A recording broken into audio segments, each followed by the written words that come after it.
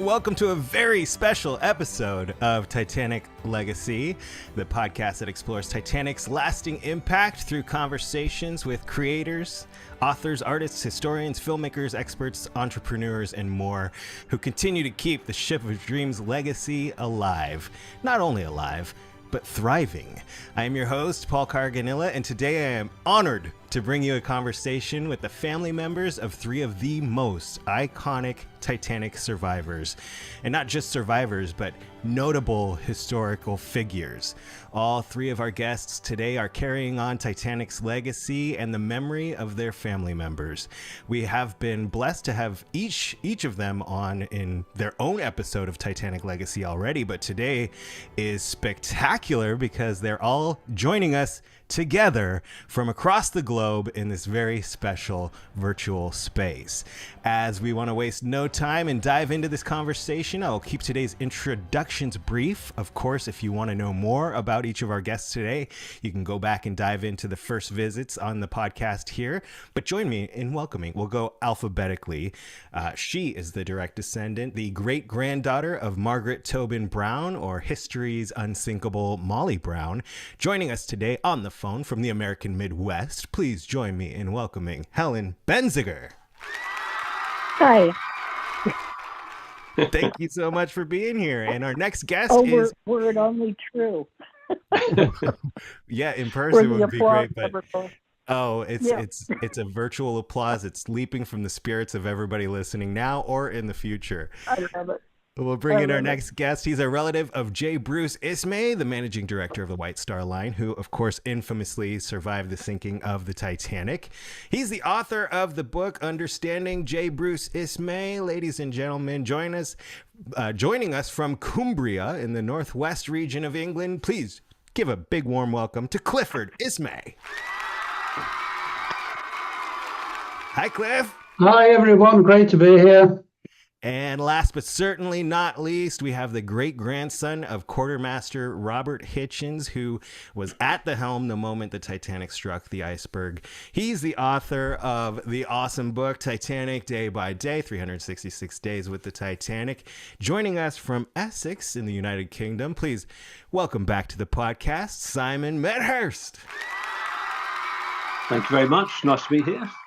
Oh, special moment here on Titanic Legacy Podcast. And it's been, thank you all for your patience, but getting everybody together has been a challenge, but totally worth it. And I've got a few questions for the group, but I also want to encourage anybody who is watching live on YouTube to ask any questions you may have for any of our three guests in the live YouTube chat. My first question is, this conversation is happening because in each of my conversations with each of you, I found out you all kind of know each other, and I said, hey, let's everybody get together. And I'm just wondering, has this ever happened before? Have the three of you ever been in the same room or in the same virtual space before? This is the first time.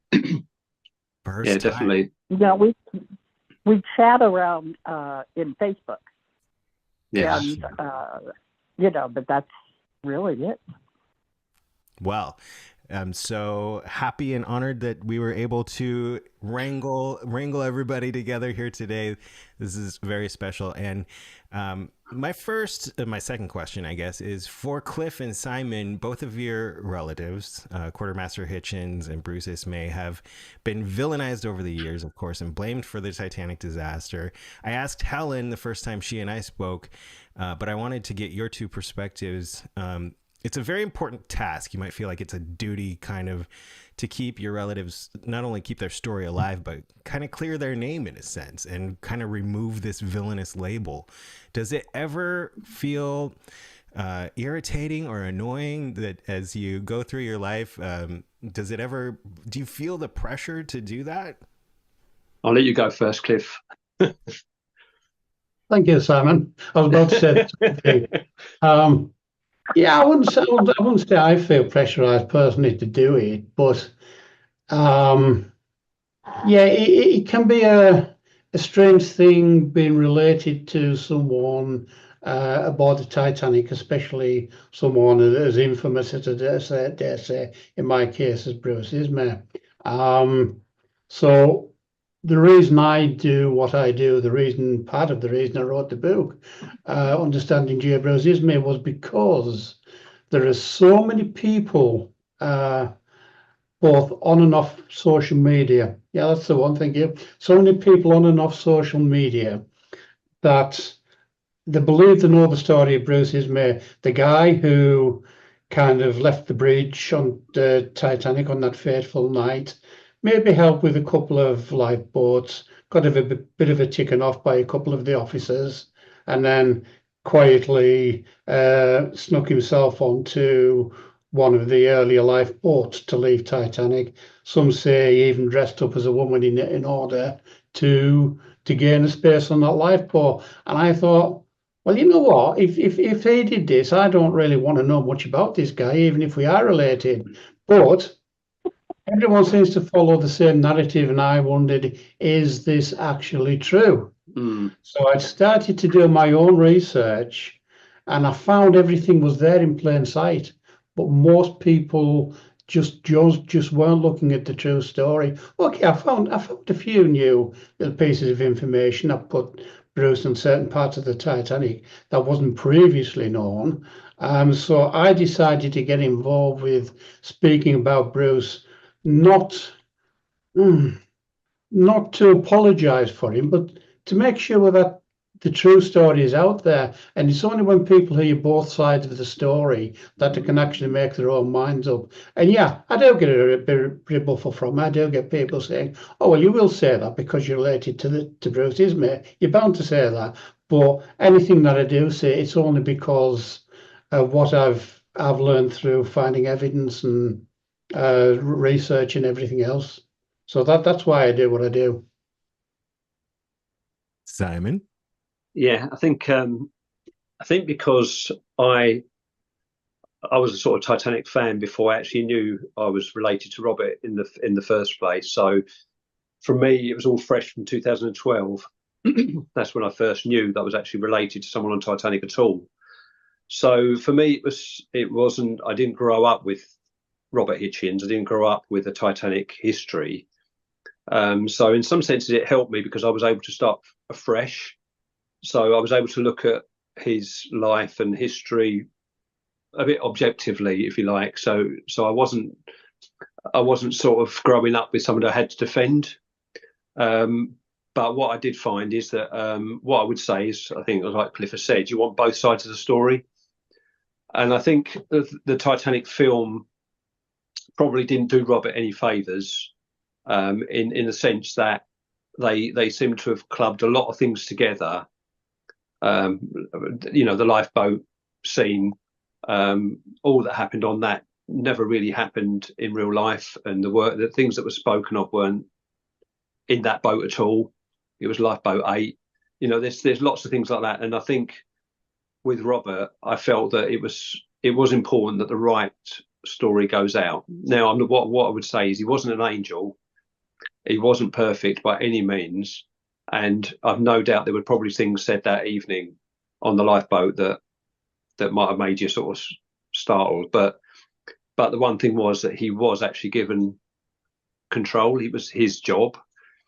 So, and I think for me, writing the book was more to do with, I wanted everybody's story, because I could have done just Robert Hichens, but that's already been done. Sally Nielsen has already written the book about Robert Hichens. So I wanted to do something that was going to cover everyone on Titanic. And thankfully, Helen was kind enough to do a forward for the book as well, which I think was good because it also meant that it was a balanced view. Would you've gone back? Maybe you would, maybe you wouldn't have done. Remember, Robert got in the lifeboat at 1 o'clock in the morning. That's when it was sort of sent out.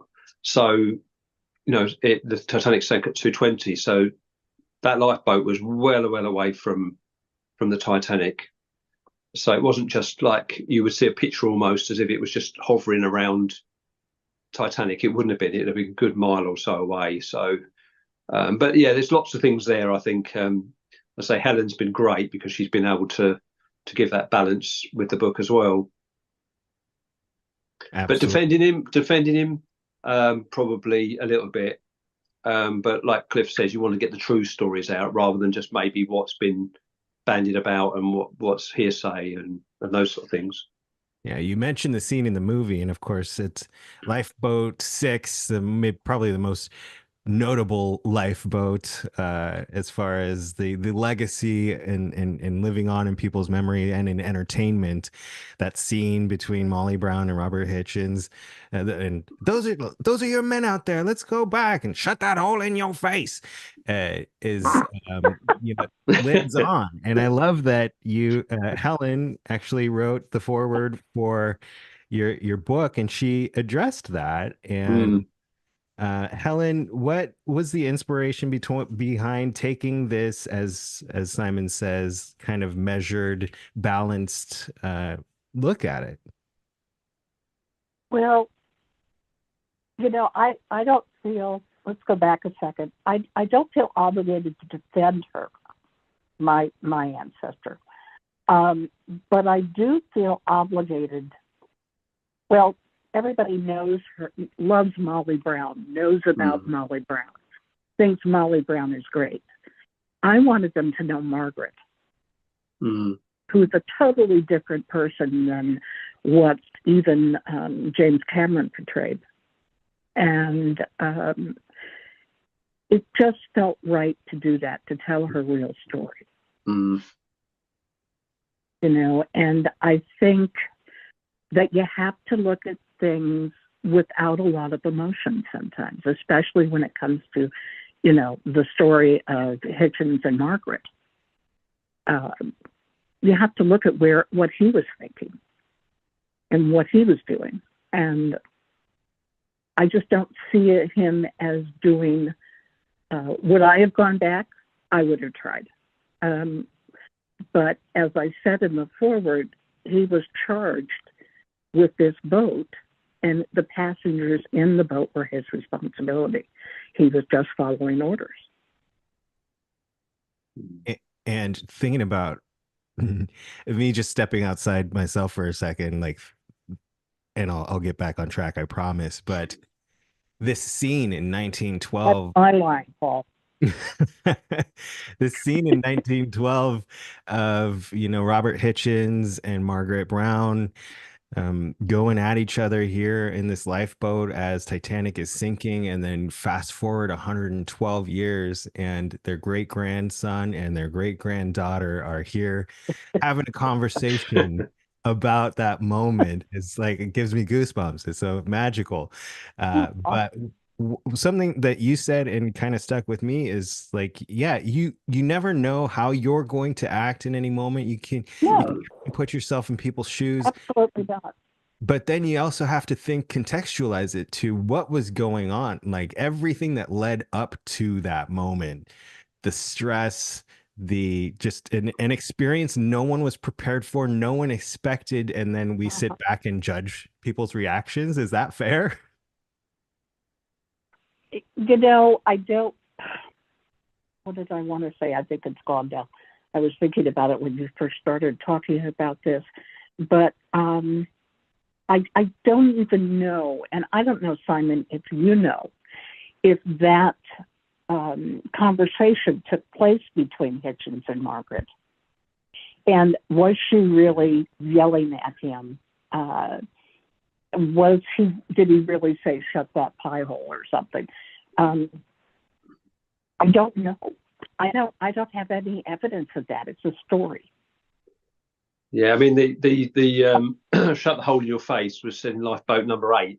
So it seems as if what they did is in the film is they sort of drew all the lifeboats together to become lifeboat 6. But what they would have been better off doing, I think, is have a generic lifeboat. That's what they should have done. Maybe had if they wanted to make the scene of a lifeboat within all things happening on them, maybe should have just done a generic lifeboat. If they wanted to put all these different things in it, they could. But to make it lifeboat 6 and then to put what wasn't said in lifeboat 6 into lifeboat 6 was which I think, when you think of a film that's that big, people take note of it and they treat it as fact. So, and that's the problem. And I think how many times I've been asked about, Rose and Jack, and where is the Yes. heart of the necklace? Yes, yeah, exactly, yeah. Now. And And actually, people are quite shocked, aren't they, when you tell them there was no Rose and Jack or a necklace? It's sort of. Well, I'll tell you, I usually try and let them down easily, but one day, I think I was in Oklahoma City signing Margaret's biography, and there were so many people who came up and asked me that question. I lost it, and some woman asked me, she said, "Do you have the Heart of the Ocean necklace? Do you know where it is?" And I said, "Yes, I do." I said, "It's in the gift shop for $39.95. And, it just got to me. I can't, people do take these things as fact. And Simon, I'm interested to know if you have any concrete evidence that conversation took place between the two of them. Not that I know of. Obviously, I know that the Shut the Hole in Your Face was definitely not in Lifeboat 6. Right. Now, whether there was a little bit of conversation, I don't know. I mean, you're looking at a boat in the middle of the Atlantic Ocean. You're looking at this sort of thing in the middle of nowhere. There's a picture there. You can just imagine what it's like, in the middle of nowhere. And whether those conversations went, it was dark. All I know is you had Major Pruchin who was on Lifeboat 6 and who wanted to take charge, and Robert was having none of it. So he got the hump straight away. So any conversation after that, he had it in for Robert anyway, because Robert said, "No, this is my lifeboat. These people in my charge. I will take control of it." He didn't like it and got the hump. But I think we'll never know exactly what was said that night. But it was dark, it was cold, and everybody was in shock. So but even with Robert, he was given sort of a wet blanket and a spoonful of whiskey, and he was accused of being drunk. So there's lots of things that have gone on there, and even Robert in the inquiry had to actually say, look, he puts his hand up basically and says, "Look, I need to actually put right what was said wrong," which is interesting for somebody who was just one of the sailors to actually say, "Look, actually, I want to put the record straight here," and he actually went through what happened that night, so that he, and I think with anybody, nobody was actually blamed for anything that night. Nobody just said, "Oh, it's Cliff's fault." It's Bruce Ismay's fault, and it's not Robert's fault, and it's This is an interesting. I know Margaret was infuriated that she couldn't testify. They wouldn't let her testify at the hearing, and she was livid because she was a woman. But yet, who was the other woman that testified? I can't remember. There was, but Margaret was told she's a woman. She can't. The Ross. Countess of Ross. Yeah, I think she did give testimony. Oh, there you go. Yeah, I think she gave testimony. And reading those transcripts is so important for us to continue to do, because this always fascinates me, this idea of, and it's a big part of why I started this podcast, but as years pass and the books keep coming out, the movies keep coming out, Titanic, the story around Titanic continues to grow, and some of it is fictional and some of it is non-fictional, and we're doing this dance as storytellers who are keeping the memory alive, but it's this delicate balance between fiction and history and new fiction. And so I'd start with Cliff. What are your thoughts on the impact of fictional works that continue to be released? And clearly, obviously, James Cameron's movie was a work of fiction, but it has kept Titanic in the mainstream. It was good for Titanic culture. But how cautious do you think we need to be? Or should we stop making Titanic fiction at some point to preserve it? I think really if you stop making it fiction, general public are going to lose interest. People don't have the same interest in basic factual film or movie as something that has a little bit of fiction in it as well. I mean, you've got to have any successful Hollywood film has to have three main characters. You've got to have a love story, you've got to have a hero, and you've got to have a coward. And that those three ingredients make a good setting for a movie. So I think Hollywood or whoever's making a film, I think they'll always go along those lines. It keeps things alive, keeps people interested, but the danger is when you start to lose the fact that it blends into fiction. And that is why basically we're sitting here tonight is to try and separate the fact from the fiction. So yeah, it'll go on for a long time. I don't think it'll ever stop. Would we want it to stop? I don't know. I don't think people do. I mean, James Cameron's film as a source of reliable information, I'm terribly impressed. But as a work of entertainment, okay, it is what it is, and it does keep these memories alive. And as I said before, the trick is for people to try and separate the fact from the fiction, and usually most people will go for fiction, unfortunately. Those are my views on that. It was like a gateway for so many people, myself included. Of course, I was interested in it when, I was 5 years old when Ballard found it, and I got to flip through the National Geographic and see the pictures. But I got to say, it You're was such a youngster. It was Cameron's film that really kept my Titanic fire lit, and I got to give it credit for, my interest still today, probably. What do you think, Simon? I actually agree. The Titanic film never really gripped me. I'll be honest. A Night to Remember gripped me. Purely because I think it had far more feeling to it. And that was more non-fictional. Yes. I mean, the film, I have to say to myself, if the film hadn't taken place, if we'd not had the James Cameron film, would Titanic been quite as out there as it is now? I don't think it would have been. And would Robert have been thought of? Probably not. Would Cliff? Would Bruce been? Not, probably not. So I think in some senses it's brought a whole new, like yourself, and a whole generation into Titanic. But it's then up to us then to filter stuff out of the film, so that, like with your podcast and other things that we do, we're trying to give a balanced view of what the film didn't get right, but be thankful that there's so many people involved in the Titanic because of the film, and I think that is it. Yeah, it hooked a bunch of us, that's for sure. What do you think, Helen? Well, yeah, I totally agree with Cliff. And, what it did was it laid the foundation for people to learn the truth. If it hadn't been the movie and hadn't had the interest of, I hate to use this term, but it's the masses, most of these people wouldn't have thought of it.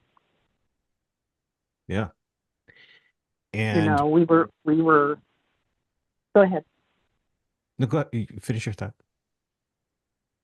I forgot. I take credit for derailing you again. And it's interesting to even today, it's all over the news a lot because of Ocean Gate and the work that RMS Titanic Inc. is doing as far as returning to the wreck. What are your thoughts on the continued dives? Should we keep going down? Not for me. Cliff, you're shaking your head. Go on, Cliff. No, I don't know. I mean, it makes like a kind of tourist thing out of it, doesn't it? Want to dive down to the Titanic, see the wreck. Let's go and have some fun. I mean, that's not the way I see it at all. I think we should remember and respect all those that lost their lives that night, and to go down as actually tourists to look around the wreck of Titanic. It's not for me. But I mean, I do get other people who say, come on, this was over 112 years ago, get over it. And if that's what people want to do, then they want to do it. But it's certainly, for me, something I wouldn't want to get involved with. I think for me, I think I would like to see. I quite like the idea of them being able to scan the wreck regularly, so that we get fresh views of the Titanic with high definition, things like that. But it has its risks, because obviously, as we've seen, things get knocked about, things get moved, things get touched, things get damaged. But there will always be people who will want to go down. So whether you agree with it or don't agree with it, it will happen eventually again. But I imagine it would be done in a completely safe and organised way, which it has been for years, with hundreds and hundreds of trips down to Titanic without any issues whatsoever. Amazing Yeah. to think that so many have been down there. What are your thoughts on it, Helen? I just don't see where. I mean, if you want to go down, right? I'm not going to stop you, but as Cliff said, it holds no interest for me to go down there, and I just don't see the point. It was what I would like to see is all these items that have been recovered. I would like to see them on display rather than hidden away. That's probably for me the biggest thing, because there's an awful lot, thousands of artifacts, thousands of items that have been recovered, all hidden away in vaults somewhere. Why are they not out on display? Why can we not be seeing all these things? I think that for me is frustration.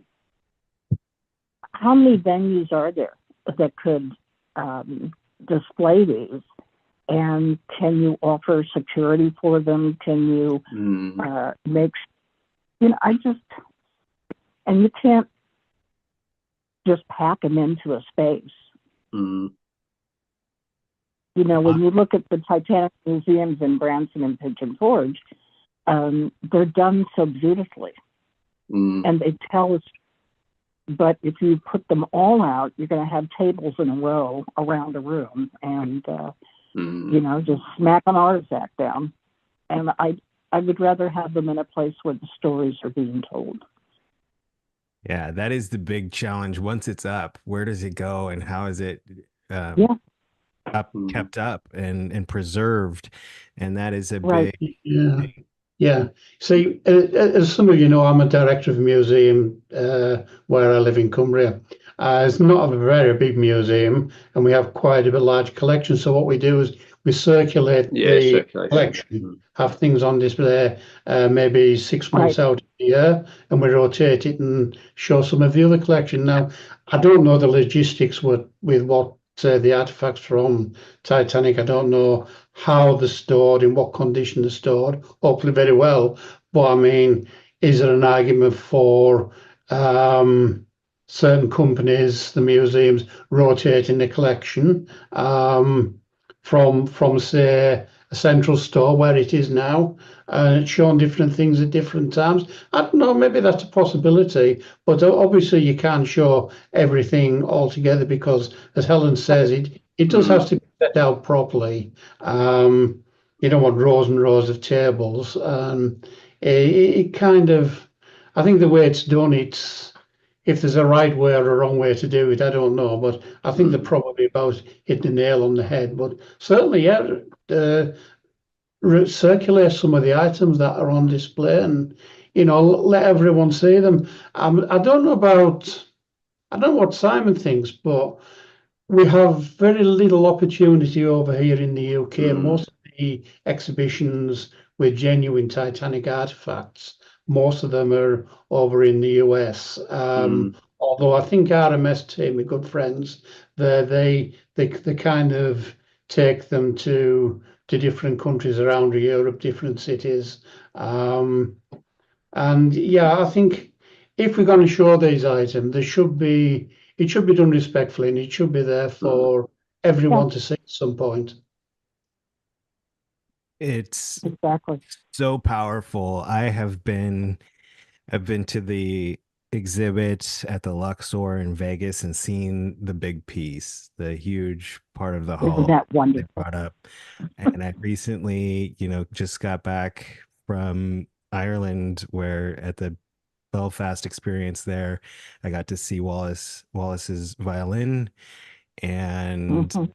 even the loving cup that was presented by Margaret to Captain Rostron. They're there on display, and you can just like share the space with them and take them in with your own eyes. And I imagine that's a huge part of the draw, as people who want to dive and see the ship. You've seen the videos, you've seen it in movies, but you want to see it with your own eyes, even if it's through a tiny little Yeah. porthole. But I'm interested if any of you have experienced, being able to see any of these artifacts, and which ones have been your favorite, and what kind of effect did it have on you, being related, kind of in a way. May I? Of course. May I? Okay. I actually got to hold the loving cup.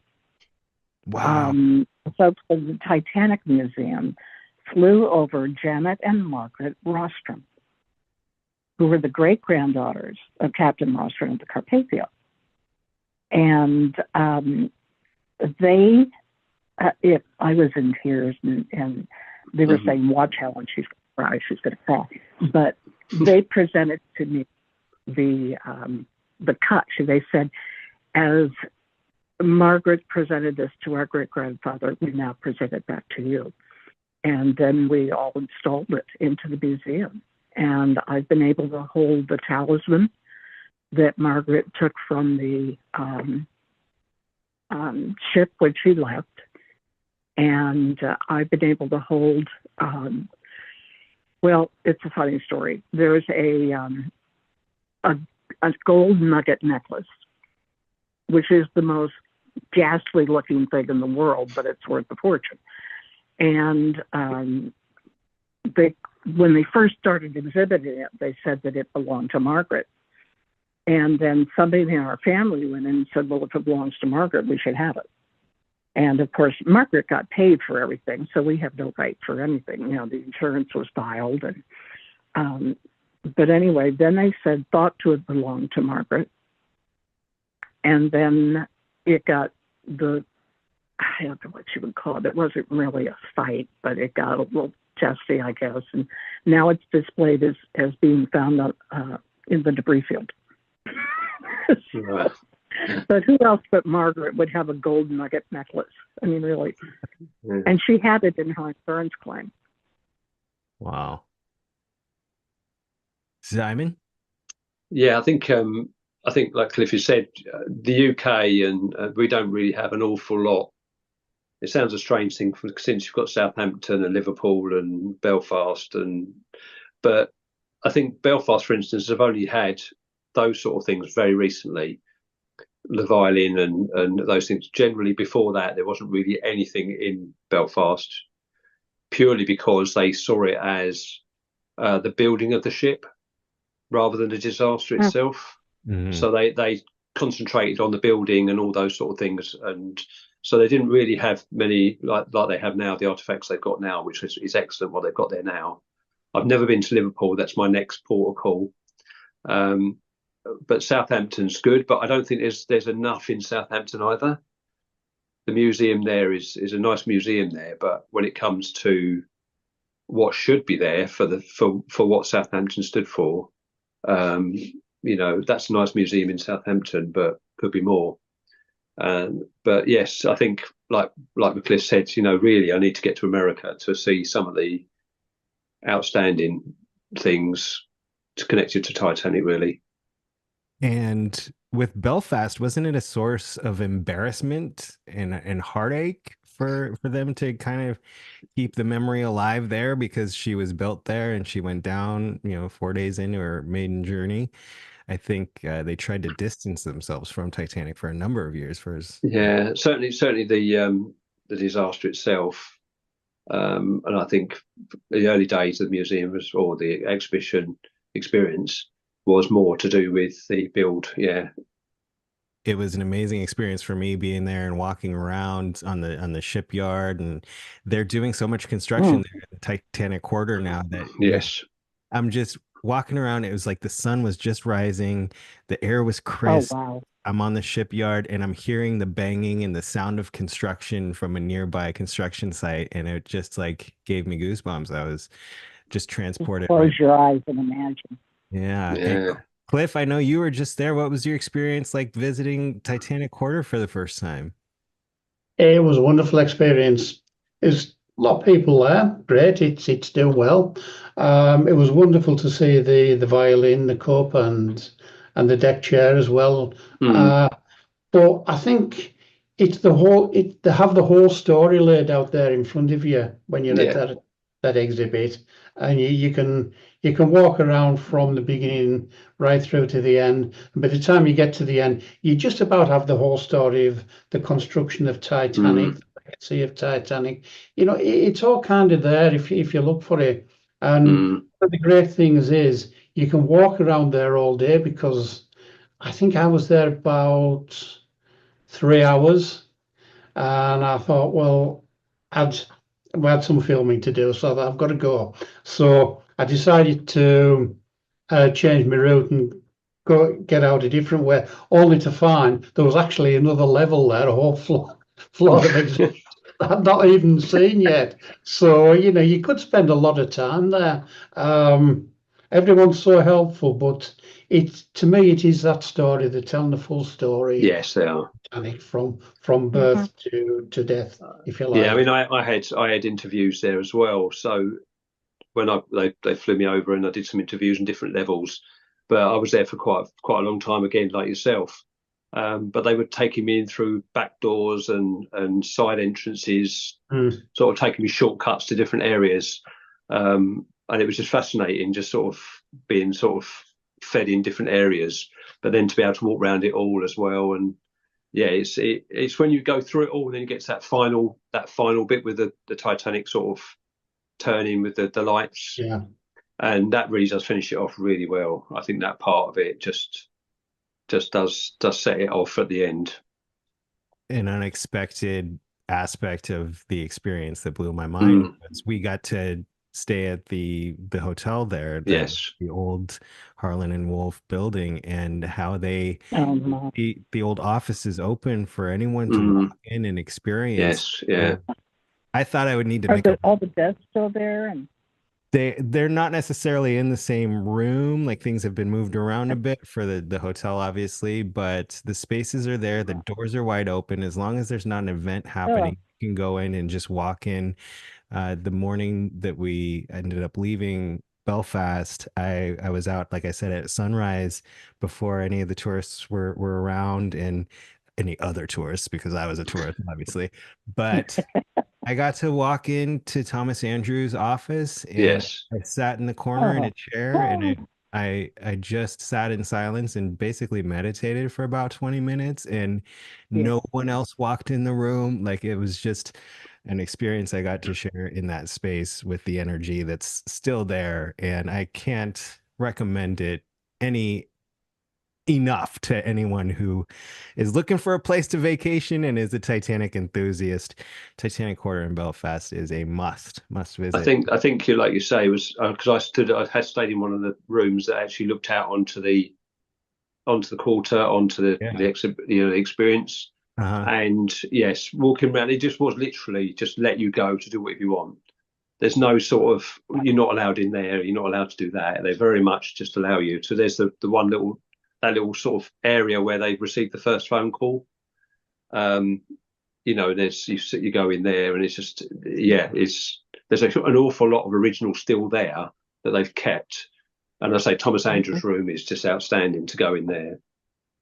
The drawing offices, one of the drawing offices is a bar and restaurant now, which is awesome. But the other one's an open event space. And when we were there was nothing going on. We went in. The reverb was amazing. My wife's a singer, so she sang "Nearer My God to Thee," and we just listened to the reverb, and it was just incredible. Did you see the Carpathia clock on the bar? The Carpathia clock. Yes. Yeah. So cool. All right. I have kept you guys longer than I said I would, but we do have a question in the chat. If everyone could hang out for a second, I always ask people to ask questions, and then we finally got one. So if I may, we'll just go around.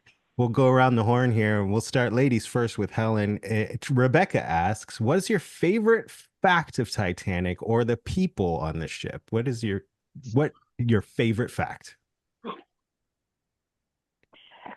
I guess, of course, it revolves around my great-grandmother, but I love the fact that she never would have left the ship had it been her choice.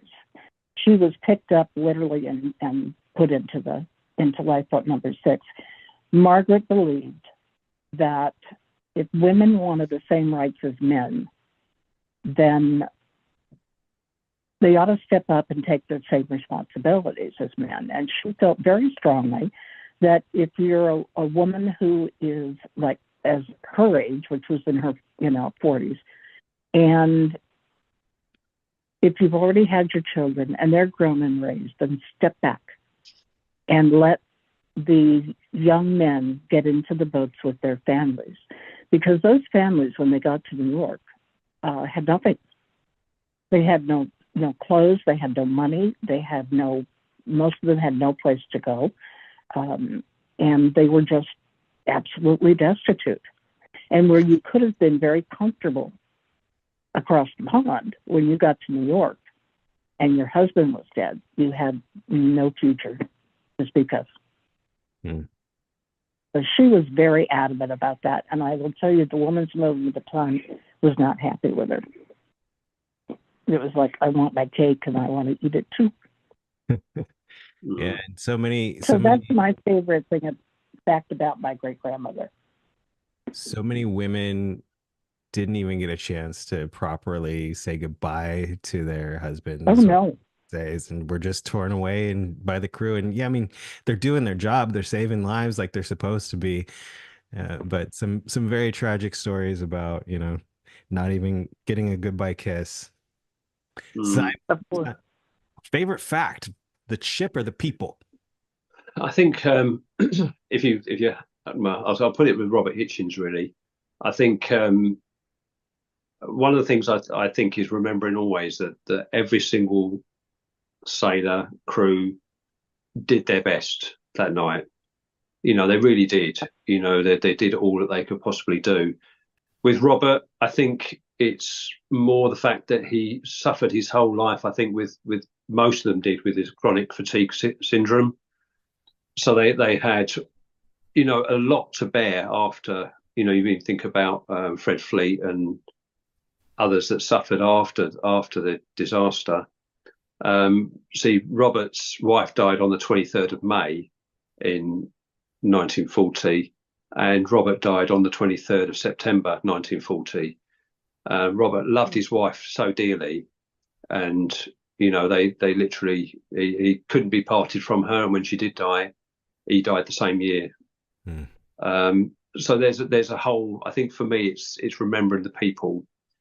We can know all the facts and we can know all the story of Titanic, but remember that these were real people behind you look at, Cliff will probably speak about Bruce, their lives were what are important.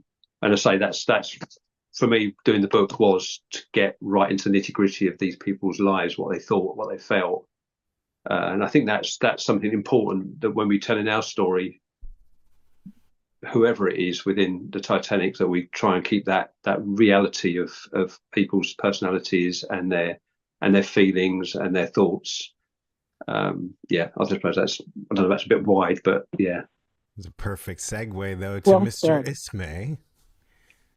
Okay, so I'm going to take a slightly different direction on this.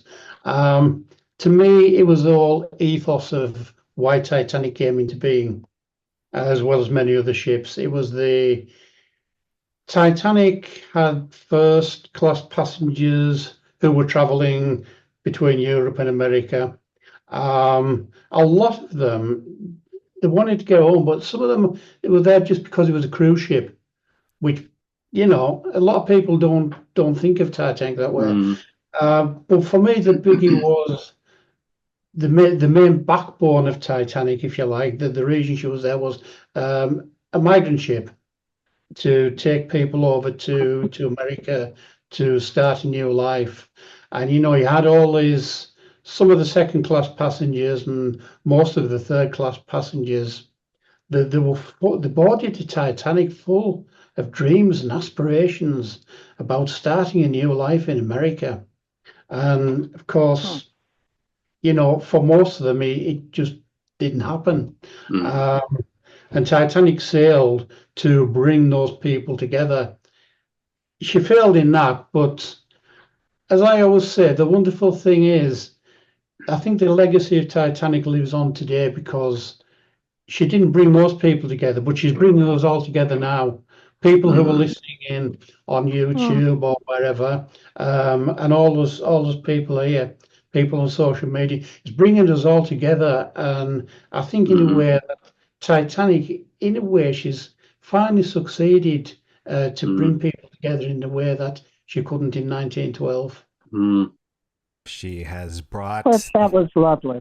The four of us together here in this conversation, and just I was hoping you would echo that same sentiment as you recognized in the first episode of this podcast when I spoke with you, Cliff. She continues to do that. She failed on her first attempt, but today, 112 years later, she is still bringing people together, more people than I guess, I don't know, the White Star Line could ever imagine. Yeah. And the legacy lives on, carried on by family members like you three and by Titanic enthusiasts on social media and around the world. Thank you for joining us and getting together for this conversation. Thank you, everybody, for listening and tuning in. And before we wish everybody happy Titanic trails, I'd like to ask all our friends who enjoyed this conversation to subscribe to the Titanic Book Club newsletter and YouTube channel. Links are in the show notes. Of course, remember to pick up these books if you don't have them yet. Titanic Day by Day by Simon Medhurst and Understanding J. Bruce Ismay by Clifford Ismay. And if you enjoyed this episode of the podcast, please do me a favor, subscribe, rate, and leave a positive review on your favorite audio podcast platform. And if you love conversations with inspirational creators, you can find many more on my personal podcast, covepod. Give that a listen if you have some time. I want to say thank you one more time to our guests, Helen, Cliff, and Simon. Thank you. Thank you. You are all simply the best. It has been an honor to get together with you and have this conversation. And thank you, everybody, again for listening and tuning in. Until next episode, seize the day, follow your heart's fire, and make each day count.